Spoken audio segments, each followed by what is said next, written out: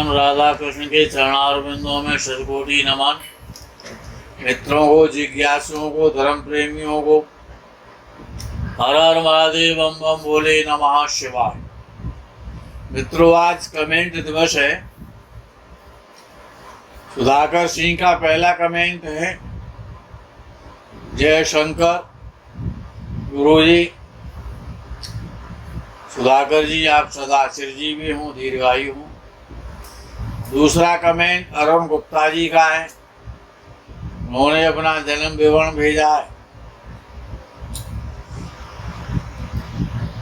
रांची से फाइनेंस के विषय में जानना चाहते हैं। गुप्ता जी, आप अपने इस प्रश्न को व्हाट्सएप पे भेज दें। निःशुल्क कुंडली कार्यक्रम का इंतजार करें, उसमें आपको आंसर मिलेगा। लेकिन कब?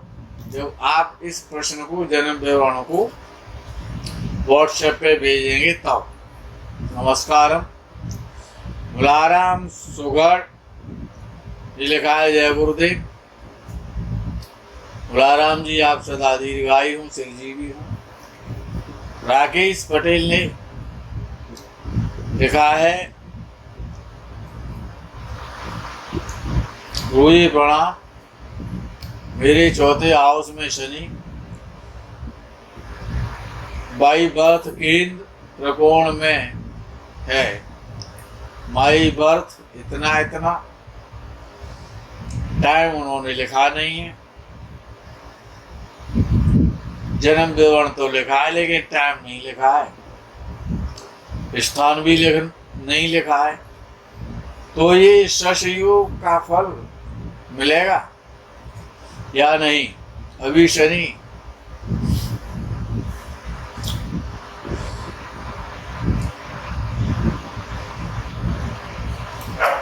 लेकिन आप यदि कुछ पूछना चाहते हैं, ये आपका क्वेश्चन है, ये कोई कमेंट नहीं कहलाता है।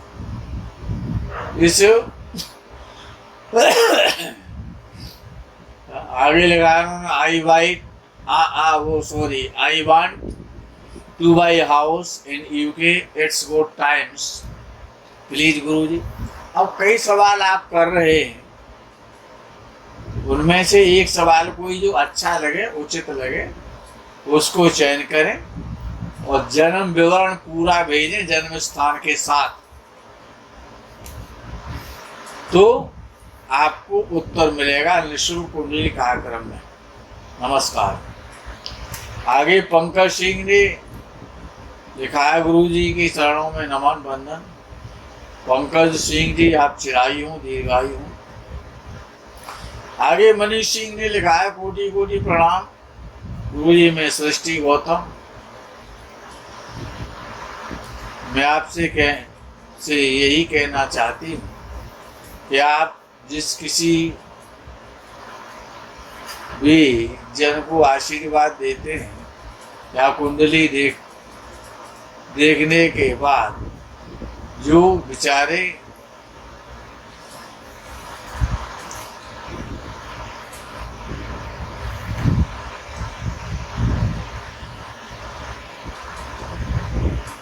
प्रणाम करते हैं, वो सबकी आपकी कृपा से पूरी हो, मेरी यही कामना है। देखो, हम कोई ऋषि नहीं है, ना हम कोई तपस्वी है, और यदि ऐसी कामना आपकी है तो जिनकी भी ऐसी कामना होगी, तो उनको आशीर्वाद सफल हो जाए। उनको दिया हुआ आशीर्वाद तो वो ईश्वर की कृपा से सफल होगा। भावना का फल मिलता है। हमारी भावना आप सभी को प्रसन्न देखने की है, इसीलिए हम आशीर्वाद देते हैं। नमस्कार। आगे चंदन ने लिखा है, धन्यवाद पचौरी जी। चंदन जी, आप प्रसन्न रहें, दीर्घायु। अंकुर बरवा ने अपना जन्म विवरण भेजा है कानपुर से। वर्मा जी, अपना प्रश्न और लिखें, व्हाट्सएप पे भेजिए। निःशुल्क कुंडली कार्यक्रम में आपको एक प्रश्न का उत्तर मिल जाएगा। सुधांशु दास ने लिखा है, प्रणाम गुरुजी, अपना जन्म विवरण भेजा है बिहार से। गुरुजी 3 ईयर से जॉब नहीं है, बहुत कष्ट में है गुरुजी। क्या जीवन में अच्छा समय देखने को मिलेगा या देखूंगा? आपका ये प्रश्न है कि आपका अच्छा समय कब आएगा। अपने जन्म विवरण को व्हाट्सएप पे भेज दे और निःशुल्क कुंडली कार्यक्रम को देखते रहें, आपको उत्तर मिल जाएगा। नमस्कार। आगे अंको वर्मा ने लिखा है कमेंट, बम बम बोली, गुरुजी आपको शत नमन, आपका हर एक वीडियो मुझे बहुत अच्छा लगता है। मकर लगन की कुंडली में अगर शनि स्वयं लगन में विराजमान हो तो शनिदेव के द्वारा बनने वाला शश महापुरुष युग का निर्माण होता है। और छठे भाव में मंगल और केतु की युति हो तब मंगल की दृष्टि शनि पर पड़ने की वजह से क्या राजनीति में जाना आसान हो जाता है।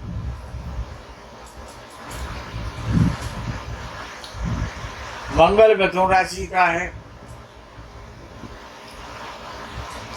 6वें भाव में आपने बताया कि वो बैठा हुआ केतु के साथ बैठा हुआ।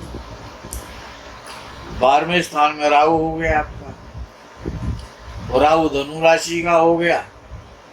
लगन में शनि आपका मकर राशि का हो गया। अब किसकी दृष्टि किस पे है पड़ती है? दृष्टि जैसे आपकी दृष्टि यानी कितने लोगों को पड़ती है, और लेकिन दृष्टि में अंतर तो रहता है।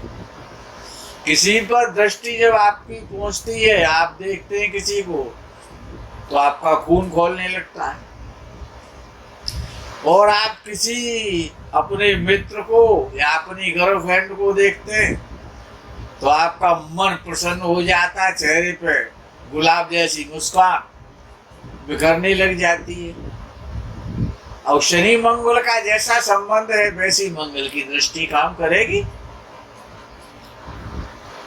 लेकिन अब केवल देखने मात्र से आपका कोई शत्रु है या आपका जिसने आपका कभी अपमान किया है तो आपकी दृष्टि उसे देख करके परेशान हो जाती है। आप परेशान हो जाते हैं, बेचैन हो जाते हैं।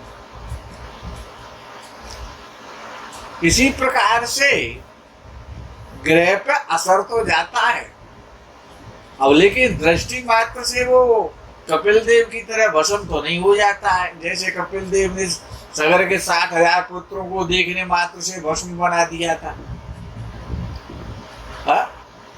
जिनका उद्धार करने के लिए भगवती गंगा जी को भगीरथ को लाना पड़ा बाद में। ऐसा कुछ भी नहीं होता है, लेकिन दृष्टि का असर तो होता है।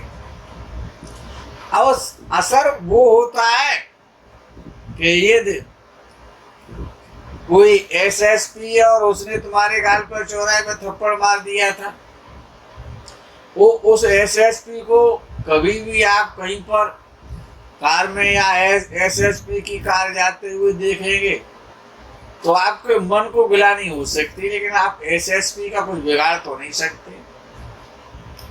तो यदि आपका कोई बराबर वाला है, आपका कोई कमजोर है, तो अगर वो जिस दिन आपको अकेला मिल जाएगा तो उसके आप गाल कूट देते हैं, उसको 50 गालियां देते हैं कि वो आपसे कमजोर है। तो देखना ये भी पड़ता है कि शनि सबसे मजबूत ग्रह है, उससे ज्यादा बलवान और मजबूत और बड़ा तो कोई है नहीं संसार में।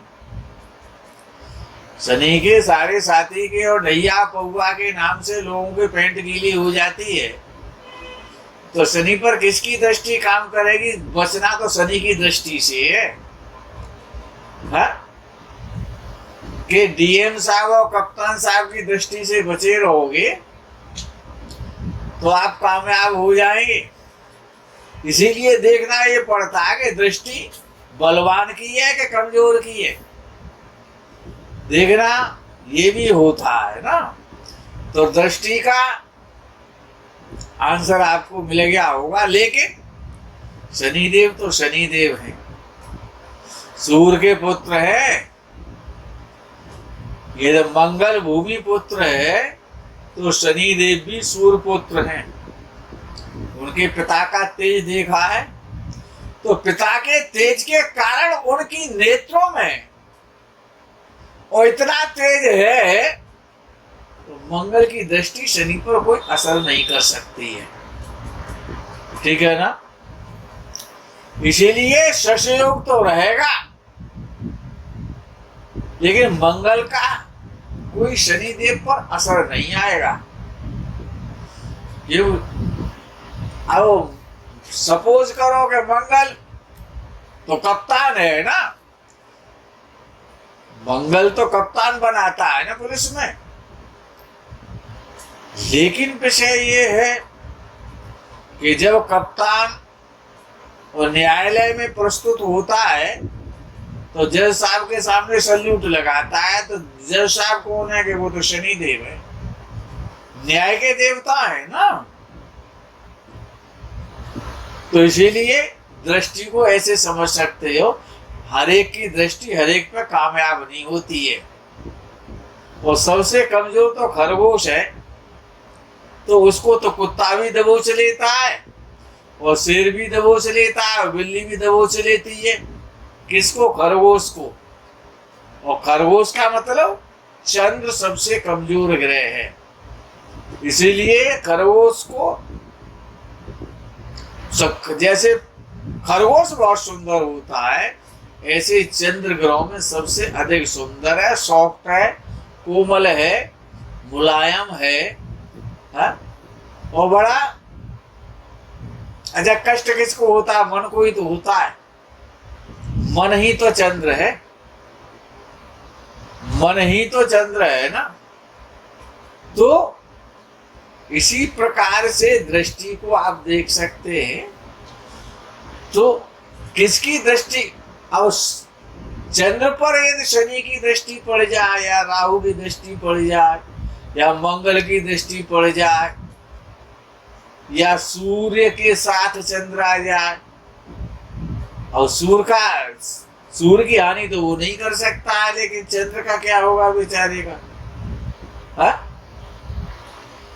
भाई खरगोश वेद शेर के पास पहुंच जाए तो अब खरगोश को सोचना पड़ेगा कि अब मेरा क्या होने वाला है। क्या शेर सोचेगा कि ये मेरे पास कैसे आ गया? शेर को तो कुछ सोचना ही नहीं है। तो ऐसे ही दृष्टि का अनुमान लगा लिया करो। नमस्कार। आगे विवेक विश्वकर्मा जी ने कमेंट लिखा है, प्रणाम गुरुदेव, मकर लगन में शनि देव 9th भाव में हैं, क्या ये शत्रुहंता है? और मंगल 8th भाव में है, सब शनिदेव पे रहने दे या हम ही कोई पुलिस कंप्लेंट करें?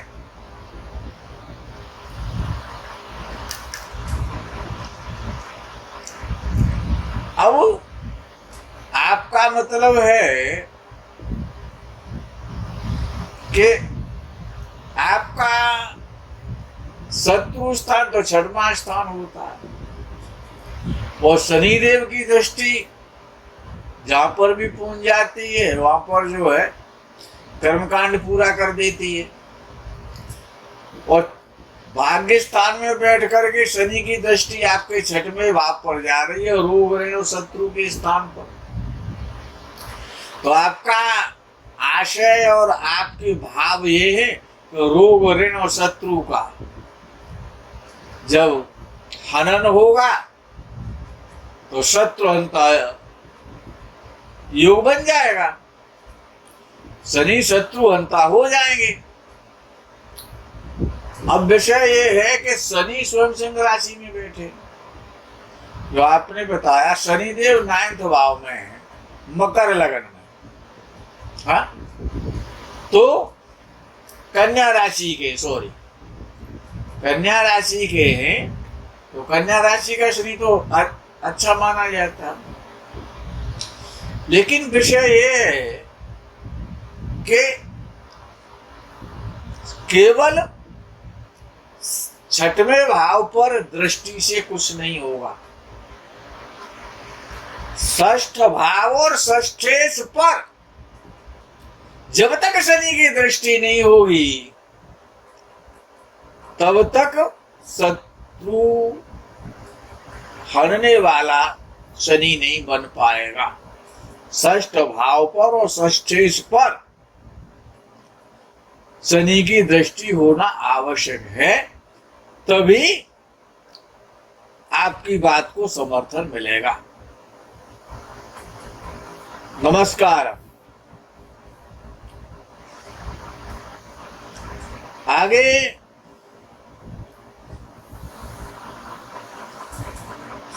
सब्रालिन प्रधान ने लिखा है, अपना नाम भेजा है, उड़ीसा से,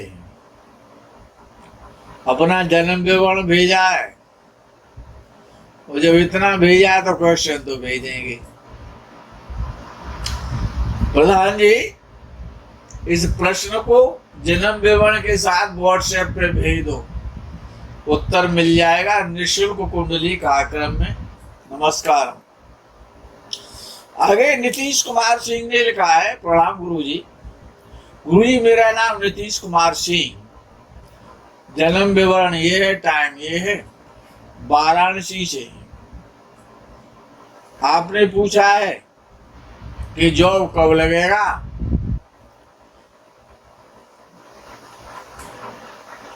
इस जॉब का लगने का जो क्वेश्चन है जन्म विवरण के साथ व्हाट्सएप पे भेजें, तो निःशुल्क कुंडली कार्यक्रम में आपको आंसर अवश्य मिल जाएगा। आगे का प्रश्न है सेल इंडिया वालों का। उन्होंने लिखा है, आपसे एक निवेदन है कि अगर राहु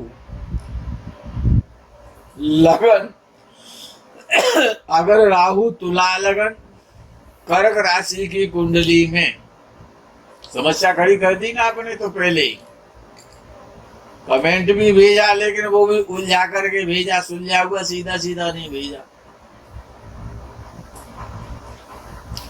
ये राशि लिखने की क्या आवश्यकता थी। तुला लगन इतना ही पर्याप्त था, भाव बता देते कि इस भाव में अब हमको क्या पता है। अब इतना तो हम कह सकते हैं कि तुला लगन में और राहु दशम भाव में बैठ जाता है, इतना तो हम समझ सकते हैं। तो आप पूछ रहे हैं कि कर्क लगन की, कर्क राशि की कुंडली में तीसरे घर में सूर्य, शनि और